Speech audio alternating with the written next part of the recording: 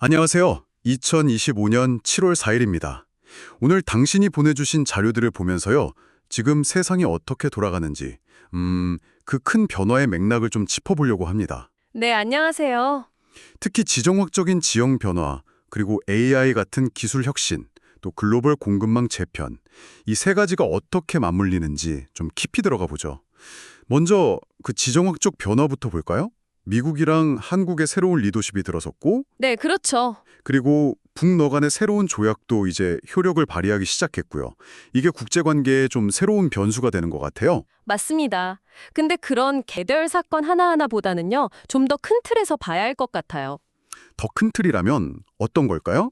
그러니까 예전엔 미국 중심의 단극 체제였잖아요. 네. 거기서 이제 여러 나라들이 힘을 가지는 다극화 체제로 넘어가고 있다는 거죠. 이 큰 흐름 속에서 이해해야 해요. 아, 다극화로의 전환이군요. 네.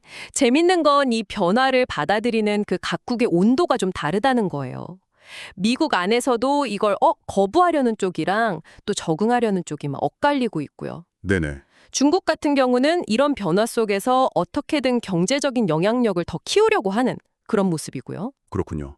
그 다극화 흐름 속에서 특히 기술적 경쟁이 아주 두드러지는 것 같은데요. 아, 맞습니다. 자료들을 보면 미국하고 중국 사이의 AI나 반도체 경쟁, 이게 단순 경쟁을 넘어선 느낌이에요.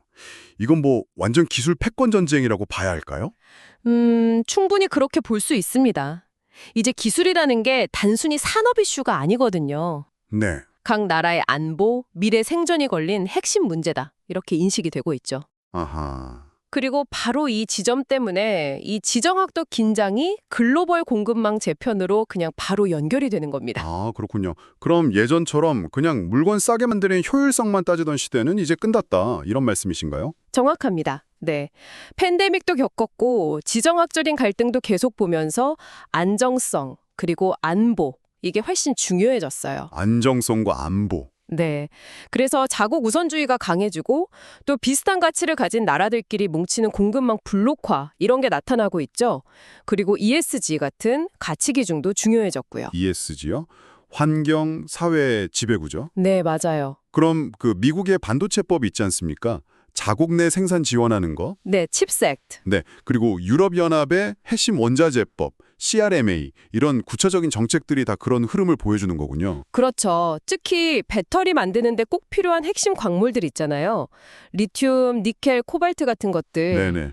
이런 걸 확보하려는 경쟁도 치열하고 특정 국가, 주로 이제 중국이죠. 네. 중국 의존도를 낮추려는 움직임이 아주 강합니다. 아, 이게 중국 의존도가 높은 우리 한국에게는 정말 큰 도전이겠네요. 상당한 도전이죠.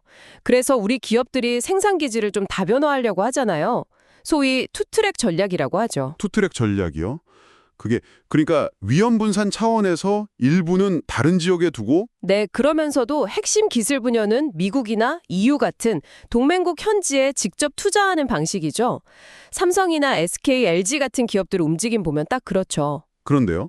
그렇게 해외 투자를 늘리면 국내 산업은 좀 비는 거 아니냐. 뭐 공동화 우려나 비용 상승 같은 문제는 없을까요? 아, 바로 그 점이 중요합니다.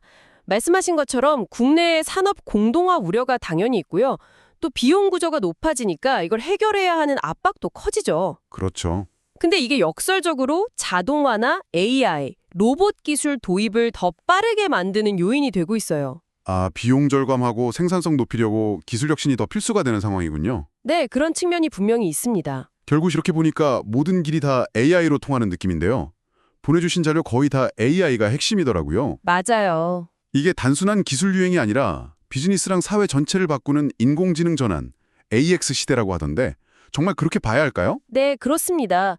AI는 이제 뭐 거의 모든 산업, 우리 일상에 다 스며드는 기반 기술이 되고 있어요. 네. 다만 이게 발전 속도가 워낙 빠르다 보니까 딥페이크 문제라던가 저작권 문제 같은 윤리적, 사회적 고민거리도 같이 커지고 있죠. 아, 그런 부작용도 만만치 않군요. 네, 그래서 각국 정부가 혁신을 막지 않으면서도 위험은 관리하려고 그 규제 만드는 데 속도를 내고 있습니다. 한국도 AI 기본법을 만들었다고 들었습니다. 내후년 1월 시행 예정이라던데요. 네, 맞아요. 한국이 세계에서 두 번째로 포괄적인 AI 기본법을 제정했죠. 오, 두 번째로요? 내용은 주로 어떤 건가요? 핵심은 그거예요. 혁신은 촉진하면서도 안전은 확보하겠다. 이 균형점을 찾는 겁니다. 그래서 대통령 직속으로 국가 AI위원회라는 걸 만들고요. 네. 위험도에 따라서 고위험 AI랑 생성형 AI를 좀 구분해서 규제하는 방식을 택했어요. 기술 발전은 장려하되 위험은 관리하겠다는 거죠. 그렇군요. 자, 그럼 정리를 좀 해보면요. 2025년 중반인 지금 우리는 지정학적 판이 바뀌고 거기에 따라 공급망도 재편되고 또 이 모든 걸 관통하면서 AI 혁명이 막 가속화되는 이런 거대한 전환기에 서 있다. 이렇게 볼 수 있겠네요. 바로 그렇습니다. 이 복잡하게 얽힌 구도를 이해하는 게 당신이 앞으로 내릴 비즈니스 결정이나 투자 판단 아니면 그냥 세상을 보는 방식 자체에 굉장히 중요한 통찰을 줄 수 있을 겁니다. 네. 각 요소들이 어떻게 서로 영향을 주면서 미래를 만들어가는지 계속 주목해야겠죠.